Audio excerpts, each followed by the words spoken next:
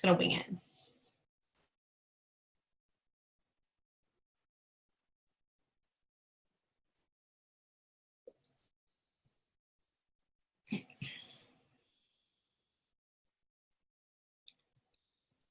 Is it happening?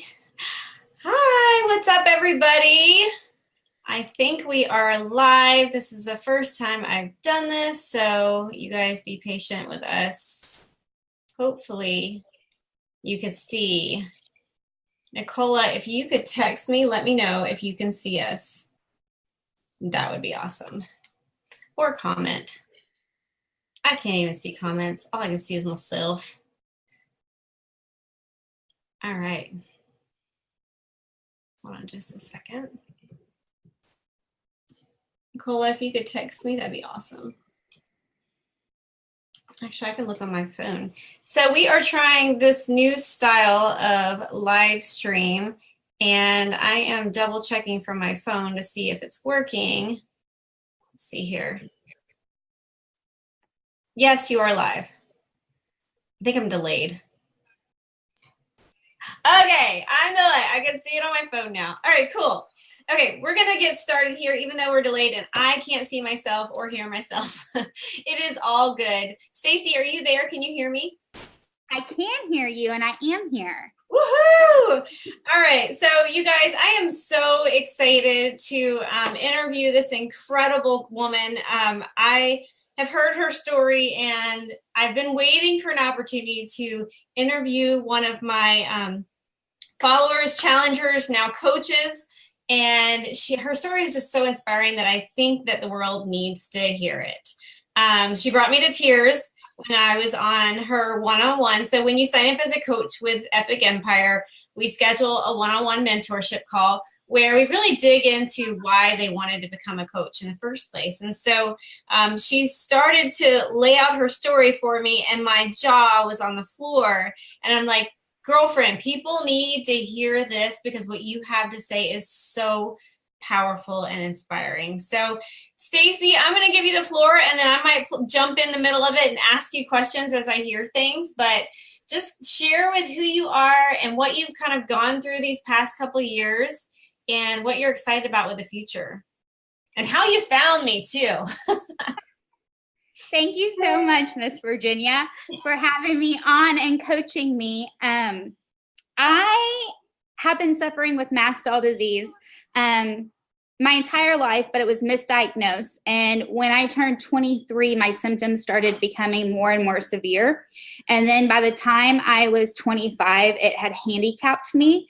I was no longer able to work or do any normal activities. I wasn't able to leave my house. I was on quarantine.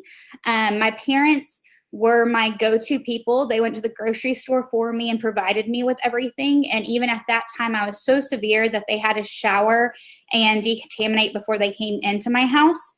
My doctors would see me outside because anytime I would go into their office, I would go into severe life-threatening anaphylaxis.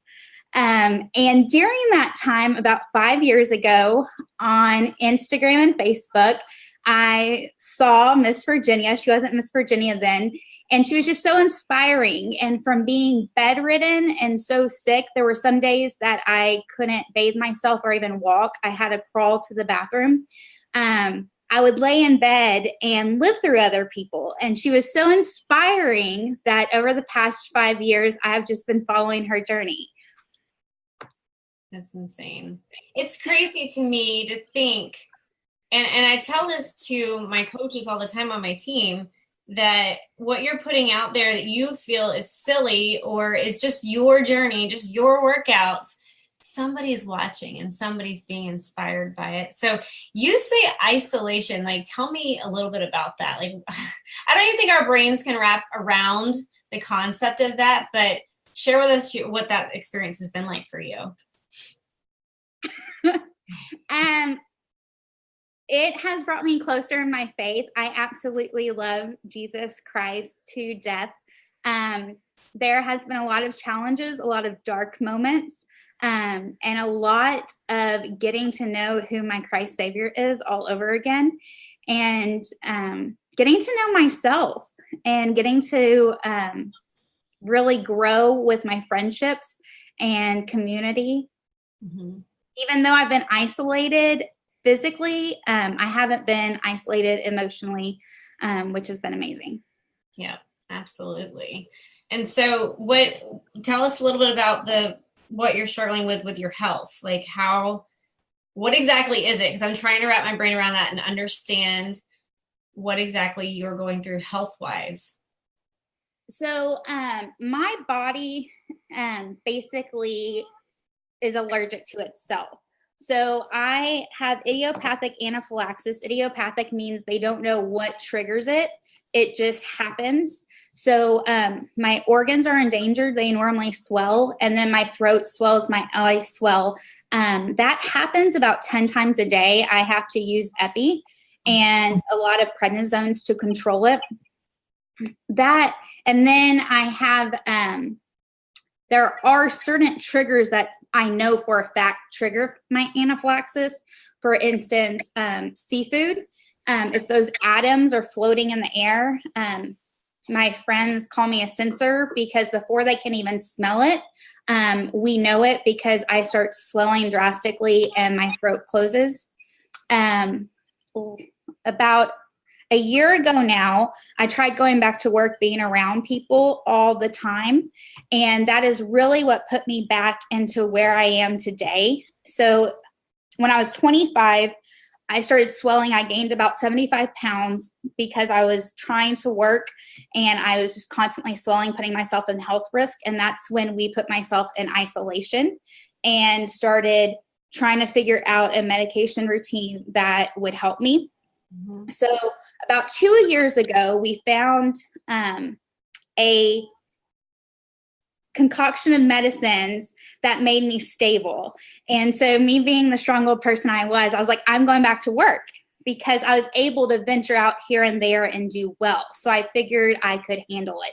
And by this time, from the time up until about 2 years ago when I was so sick, we hadn't found a mixture of medications that worked. So my hair was falling out. My organs were failing. I was growing. My hair on my head was falling out, but I was growing a full beard. I had a 5 o'clock shadow worse than my dad and my brother. And just my skin was yellowing, different things like that. So when we found this magic potion that got me to a stable environment, I decided to go back to work. And I worked for about 6 months. And being in an environment outside of my house all day, every day for that long, I gained 125 pounds in 6 months because my organs didn't have time to rest. And anything I put in my body was just storing because it was trying to preserve itself. And what's funny about that is I eat all organic fruits and vegetables. That's all my body can really take. Every once in a while, I'll eat organic meat. And so it really put me in the perspective of being somebody who can't control what I look like. People might tell some people that it's what they put in their mouth. But literally, because if I put anything else in my mouth, I will die, that I am eating the healthiest you can eat. And I am right now sitting at 270 because of my health and my chronic illness. Yeah. So now you're a Beachbody coach and you're on our team with Epic Empire. What is your goal with all this? Like, what do you want to see out of this? My goal is really about just getting up every day, no matter what your circumstances is, and making the best of it. It's really, I would love to lose this weight that I have gained by putting my body through, by trying to be independent and work and do things my way, which is not the case. It's really more about learning a new normal, because within 2 seconds of me having an anaphylactic reaction, I can gain up to 50 pounds. And then it'll take about 3 months for my organs and everything really to regroup and get back to normal. And within that time, if I have another flare-up, it just adds on to it. So I'm really not sure what this is going to look like to viewers watching me work out every day and eat healthy, but mainly just no matter what your chronic illness is, no matter what you're facing emotionally or mentally, just getting up and pushing through and making the best of your circumstances, no matter what it is. I don't think anybody can have an excuse now after hearing your story. So I'm so excited. It makes sense. I haven't really voiced any of this to anybody. And so please ask questions and clarify what's coming out of my mouth. No, it's perfect. It's perfect. And it's so inspiring. So how old were you when you had to go into more of an ice? Because it's so funny. She told me this story. She's like, Tana, like, you got to help me with all the technology stuff. Because I went to the grocery store once and I swiped my card and they told me that I had to put my chip in. I'm like, I don't want chips. Right. He told the story how she didn't even know what the chip on their credit card was because she had been in isolations. Go ahead. Tell the story. All of this had really started escalating rapidly when I was 23.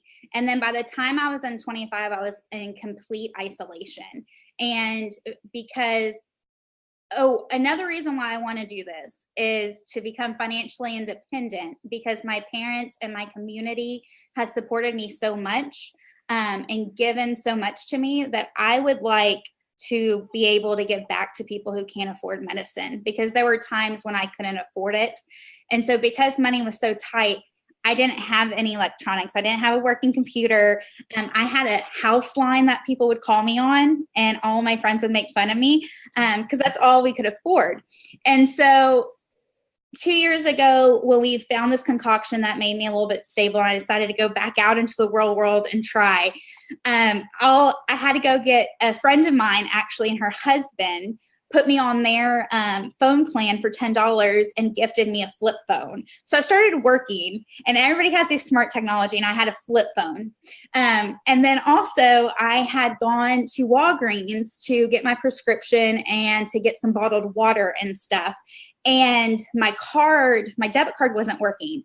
And so the cashier was like, "Oh, you have chips?" And I was like, I can't eat chips. I don't have chips. I don't want chips. And he kept on repeating himself. And I was getting angry. I was like, I don't want chips. And I can't be around that environment very long. So I was wanting just to run into Walgreens and run back out. And he was taking his time trying to sell me chips. And then finally, after about 10 minutes, it was so sad. This elderly man next to me who had a cane had to break it down for me and explain to me that the new debit cards had chips in them, and you have to stick it in the machine and hold it before you bring it out. And so I'm just getting up to date with all the technology. And when I started working again, I purchased a smartphone, and all my employees and everything had to help me learn it. I had no clue what to do with it. You're like, what is this? Now everything's at your fingertips. It's super easy, and you don't have to leave your house because it's all right here. You can order your groceries, right? So I'm so thankful for you, and your story is inspiring. And I know that what you've gone through is not easy, but what you're doing is you're taking a difficult situation, you're making the best of it, you're like shining like a beam of light, and then you're going out and sharing with other people what you've struggled with so that they can be inspired in their situations. And that's such a beautiful process. And that's what I personally love to do, even though mine is so minuscule compared to what you're going through. It's important for us as women to be more open and vulnerable with life, because what we see on social media, even on my page, you see highlight reels, right? You don't always see the things that people struggle with. And so we assume that everybody's doing okay with all the highlight reels that we see on social media. And so I think asking people like ourselves, women like ourselves, to get out and just stand up and say, you know what? This is what I got going on. It's not pretty. It's not easy, but I can do this. I can get through this. And so can you, and whatever you're going through. So I really, really appreciate you sharing your story. And I'm excited to see where you go with your business as a Beachbody coach. And I told you, she's a Texas girl. So I told her if she ever needs a celebration, like say she hits diamond rank, I'm going to have to like fly to Texas and put on a hazmat suit and wrap myself in tape or something. Can't come on over. come over and celebrate with you there. Yeah. So what are you excited? Are you excited about coaching? Like, are you nervous? Tell me some of your thoughts on that. I am finally excited because I finally see that I can help people that I never realized. I guess because I live this every single day. This is going to sound silly, because I have been told that all week, but it's my normal. So I don't think it's anything extraordinary. But I was talking to one person that watched one of my videos last week who called. We messaged on Facebook and I gave her my number and she called me and everything. And we were FaceTiming and I had like needles sitting on the couch next to me.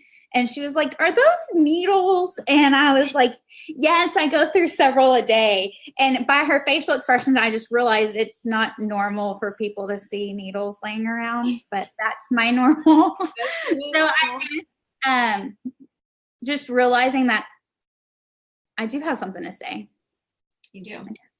And we all have a voice. I think that's been my biggest problem is it's gone on so long and there's so many aspects of it. I was overwhelmed on how to start this journey and you helped. And you watched my crazy videos from your hospital bed.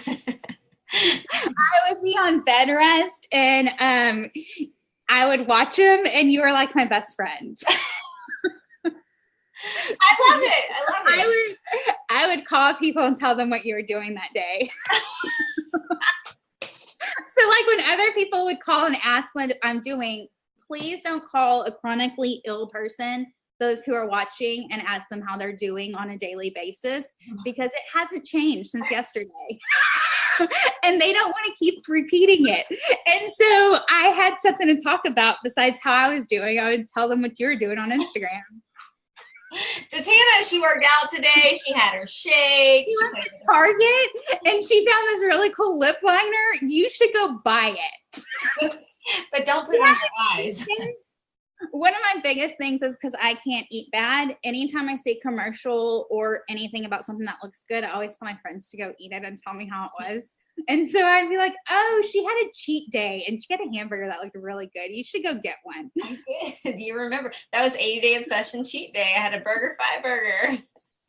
You're amazing. I love it. Well, thank you so much, Stacy. You guys go follow Stacy. Follow her on Facebook or on Instagram. What is your Instagram handle? The Stacy Coggins. The Stacy Coggins. And follow her journey. Support her. Cheer her on. She is just starting out. And we're so excited to see how you do and to see you get better, to improve. So love you. So glad that you were willing to be in the torture chair with me. It wasn't that bad, was it? No, it was fun. Yep, it's fun. Very cool. Well, let me see if I can figure out how to end this meeting. Thank you guys so much for watching. We love you. All right. Peace out.